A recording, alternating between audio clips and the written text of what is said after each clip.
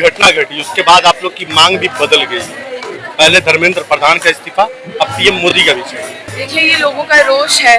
ये पहली बार नहीं है जब पीएम मोदी पे यहाँ पे सवाल उठे हैं। वो जाहिर सी बात है कि उनकी सरकार है, बिल्कुल उनकी भी जिम्मेदारी बनती है। जो पेपर लीक्स हो रहे हैं, ये सारी चीज़ें हो रही हैं। एक बड़ा सवाल जो उठ रहा है वो उठ रहा है हमारा सेफ्टी का। एज सिटीजन ऑफ इंडिया हमें हमेशा बताया जाता है, हमेशा हम सुनते हैं कि जो पुलिस है वो हमारे सुरक्षा के लिए है। पर आज हमने जिस तरीके की चीज़ें देखी हैं, एक तो सोनम वांगचुक को किस तरीके से ले जाया गया, पुलिस आई, उन्होंने पहले वॉलंटियर्स के साथ में मारपीट किया, लोगों को चोटें आई। उसके बाद जब वो उन्हें ले जा रहे थे तो उन्होंने पूरे स्टेज को सफ़ेद कपड़े से, सफ़ेद बेडशीट से कवर कर दिया, ताकि अगर उनकी तरफ से किसी भी तरीके का वायलेंस या कुछ भी सोनम जी के साथ होता है तो उसका कोई गवाह ना हो, कोई विटनेस ना हो उस वायलेंस का। और फिर उन्हें इलीगली ले जाया जाता है डिटेन करके। उस वक्त पे एक और बात जो सोचने वाली है और जो हमें डराती है वो ये है कि हमारे जो साथी उस वक्त यहाँ पे थे, उनके जो फोन्स थे वो अपने फोन्स को खोल नहीं पा रहे थे। नेटवर्क जैमर्स हम सभी ने सुना है, वो एक बात है जो हम सब जानते हैं। नेटवर्क जैम नहीं हुआ था, बट जो हमारे एक्टर्स हैं उनके फोन अनलॉक नहीं हो रहे थे। लोग अपने फोन नहीं खोल पा रहे थे। और बहुत से ऐसे लोग हैं जिनका शायद 1 बजे जाकर दिन में जाकर वो अपना फोन खोल पाए हैं फिर से। तो इस तरीके की चीज़ें जो है हमारी सरकार द्वारा हमारे जो सिटीजन है जो अपने हकों के लिए लड़ रहे हैं, यहाँ पे दिन रात बैठे हैं, गर्मी में बारिश में यहाँ बैठे हुए हैं, उनके साथ इस तरीके का व्यवहार हो रहा है। तो बहुत डरा देने वाली बात है। अपने फोन वाली बात की है, यानी पूरा कंट्रोल अगर हमारा फोन है तो सरकार के कंट्रोल में पूरा, वो चाहे जब चाहे बंद कर दे, वो जब चाहे खोल दे। अब ये कहना चाहते हैं? बिल्कुल बिल्कुल, और ये बहुत ज़्यादा शर्मनाक बात है। नेटवर्क जैमिंग हमने एक बात सुनी है कि होती है, उससे हम वाकिफ है, उससे हम फेमिलियर हैं। पर ये जब ये जिस वक्त ये हुआ तो हम अपने एक्टिविस्ट से किसी तरीके का कांटेक्ट नहीं कर पा रहे थे। हमें कुछ पता नहीं चल रहा था कि यहाँ पे क्या हो रहा है, क्योंकि वो अपने फ़ोन इस्तेमाल नहीं कर पा रहे थे, वो अपने फ़ोन को अनलॉक ही नहीं कर पा रहे थे। तो कितनी हैरान कर देने वाली, डरा देने वाली और कितनी शर्मनाक बात है किस तरीके से दिन दिहाड़े डेमोक्रेसी को यहाँ पे कुचल दिया जाता है। पर फिर भी मैं यही कहूँगी मोदी सरकार से भी, धर्मेंद्र प्रधान से भी, कि एक बार अगर आप देख रहे हैं मीडिया के जरिए या फिर जो मोदी मीडिया आप यहाँ भेज रहे हैं उनके जरिए अगर आप देख रहे हैं तो आंखें खोल के देखिए, यहाँ पे और संख्या में लोग आ रहे हैं। हर घंटे यहाँ पे लोगों की तादाद बढ़ती जा रही है। तो लोग जो है बहुत रोष में है, बहुत ज़्यादा आक्रोश है लोगों के बीच में इन सभी चीज़ों को लेकर। दीपिका जी के साथ आज एक और घटना घटी है, सियाही वाली, क्या मामला है? देखिए, ये तो हम देख ही पा रहे थे कि शुरुआत से जब से ये प्रोटेस्ट यहाँ पे हुआ है तब से लेके मीडिया के रूप में या फिर किसी ना किसी कुछ एलिमेंट्स को यहाँ भेजा जा रहा है।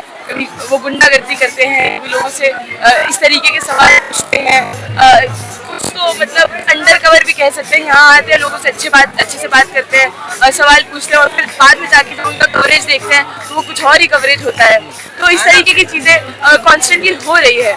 और क्यों हो रही है? ताकि इस प्रोटेस्ट को, जो ये प्रोटेस्ट है, पीसफुल प्रोटेस्ट है जहाँ पे लोग अपने हकों की बात कर रहे हैं, उसे एक अलग रूप को दे पाए और उस तरीके से ताकि लोगों को उकसा पाए, उनसे कोई रिएक्शन दे पाए।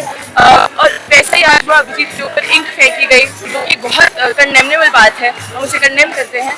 पर लोगों का जो हौसला है वो बिल्कुल उससे कम नहीं हुआ है। ये प्रोटेस्ट क्या किसान आंदोलन की तरह एक लंबी रेस का घोड़ा बने? देखिए, अगर हमारी मांगे वक्त रहते पूरी नहीं होती, बिल्कुल जब तक मांगे पूरी नहीं होती तब तक ये आंदोलन चलेगा।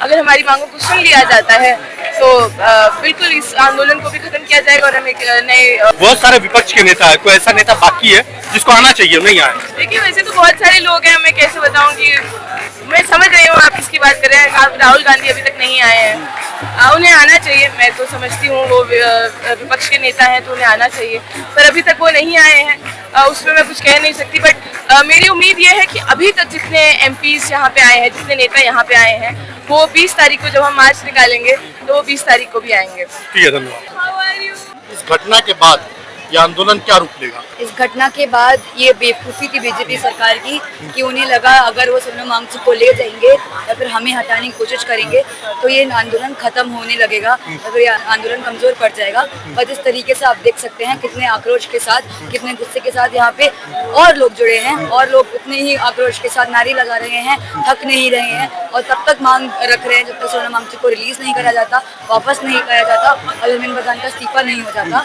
भले ही सोनम वांगचुक को ले जा चुके हैं, बट हम उनकी जो मांग थी 20 तारीख को तक चलने की, उस पर हम बहुत डटे हैं और इसी गुस्से के साथ, इसी आक्रोश के साथ हम संसद जाएंगे। संसद जाकर उनके कानों में चिल्लाएंगे कि आपको इस्तीफा देना है। हाई कोर्ट का आदेश था कि अगर तबीयत ज्यादा बिगड़ती है तो उनको जबरदस्ती वो जो हंगर स्ट्राइक है वो तुड़वाया जाए, इसी बिहाफ पे क्या क्या होगा? सर, हाई कोर्ट का जो ऑर्डर था, ऑनरेबल हाई कोर्ट का, ये था कि उनको मेडिकल अटेंशन मिले, हाँ। मेडिकल फैसिलिटीज मिले, जो कि इन्हें मिल रही थी। सोनम वांगचुक की तबीयत ज़्यादा तब खराब होती जब उनको वो महसूस करके हमें बताते कि अब नहीं हो रहा है। वो खुद कह रहे थे कि मैं 20 तारीख का किसी न किसी तरह अपने आप को जिंदा रखूंगा और संसद का जो दिन है उधर तब तक मैं रहूंगा, तब तक मैं अपने अंदर जान रखूंगा और मुझे हॉस्पिटल नहीं जाना। ये उन्होंने अपने 17वें दिन बोला था कि मुझे हॉस्पिटल नहीं जाना, मुझे यहीं रहना है। और अगर आप चाहते हैं कि मैं अपना तोड़ूं फास्ट अपना अनशन, तो आप मुझे आप इस्तीफा दे दीजिए, बच्चों की मांग सुन लीजिए और ये हमारी मांग पूरी कर दीजिए। तो इतनी सी मांग वो पूरी नहीं कर पाए क्योंकि उन्हें लगा कि अगर वो मांग को हमारी सुन लेंगे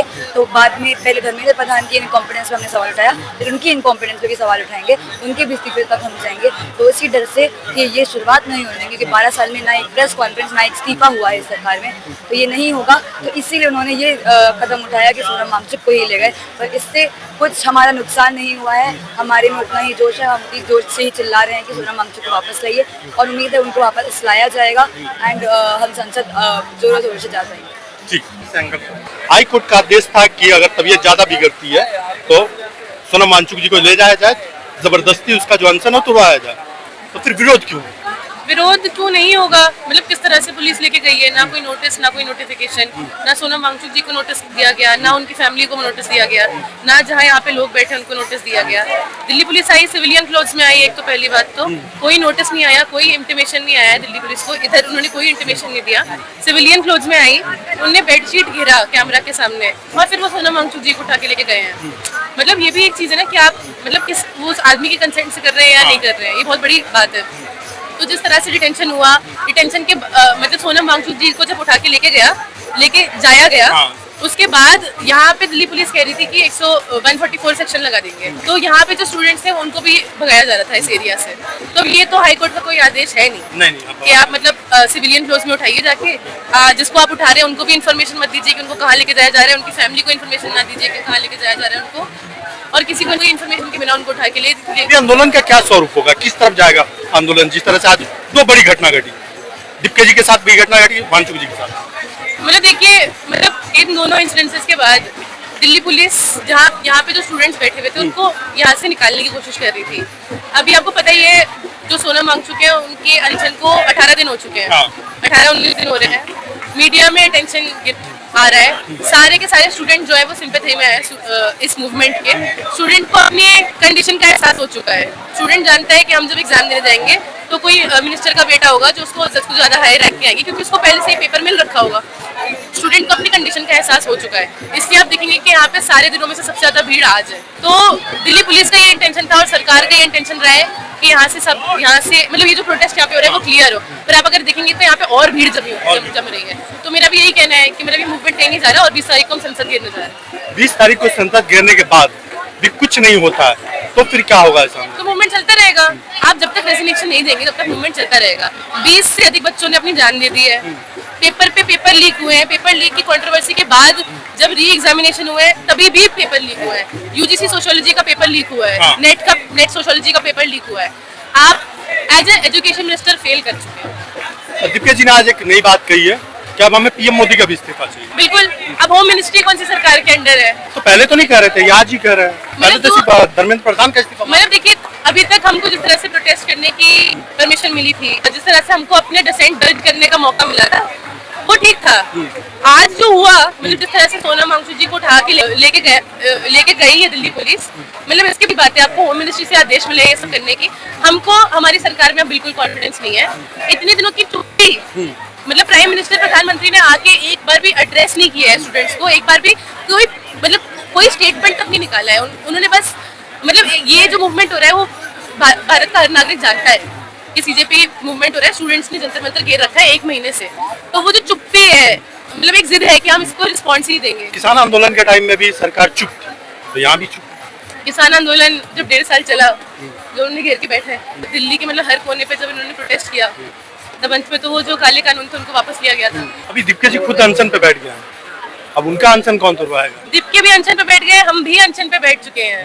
मतलब हम SFI से हैं। अच्छा, यहाँ पे हमारी- जितने लोग हैं आपका जो हमारी जो स्टूडेंट है नेशनल लीडरशिप है वो अनशन पे बैठ रही है, आदर्श और ओइशी घोष। हम भी हंगर स्ट्राइक पे बैठ चुके हैं। हमें बस ये पता है कि आप एक सोनम वांगचुक के हंगर स्ट्राइक पे बैठने से आपको इतना खौफ हो गया है कि आपने आके उनको किडनैप करवा के उनको फोर्स फीड करवाने लेके गए हैं। तो हमारा मैसेज भी क्लियर है सरकार को, आप एक इंसान को वापस लेके जाएंगे, हम 10 इंसान तो लेकर के तो हॉस्पिटल ही गए, अब उन्होंने 20 दिन अनशन रखा, हो सकता है उनकी सेहत में और बिगड़ जाए, हाँ। कुछ और हो सकता था, तो सही तो किया लेकर के चले गए। मतलब आप रिस्पॉन्स भी तो कर सकते हैं। मतलब अनशन पे क्यों बैठने की नौबत आ रही है? आप ना धर्मेंद्र प्रधान ना मोदी, कोई एक सेंटेंस नहीं आया उनके उसमें कि अकाउंटेबिलिटी इन्होंने बिल्कुल भी नहीं लिया अभी तक। या तो आप ये बोल दीजिए कि हम शर्मिंदा है कि हमने इतने सारे पेपर लीक करवा दिए, आगे से ये नहीं होगा, बस ये स्टेटमेंट देने की जरूरत है। ये तक नहीं निकला है इनके उससे, तो ये कोई सोल्यूशन नहीं है कि आप कह रहे हैं कि सोनम वांगचुक जी को आप उनका अनशन तोड़वा दीजिए। अनशन उन्होंने रखा किसी चीज के लिए ना, तो जिस चीज के लिए रखा है वो आप क्यों नहीं कर रहे हैं?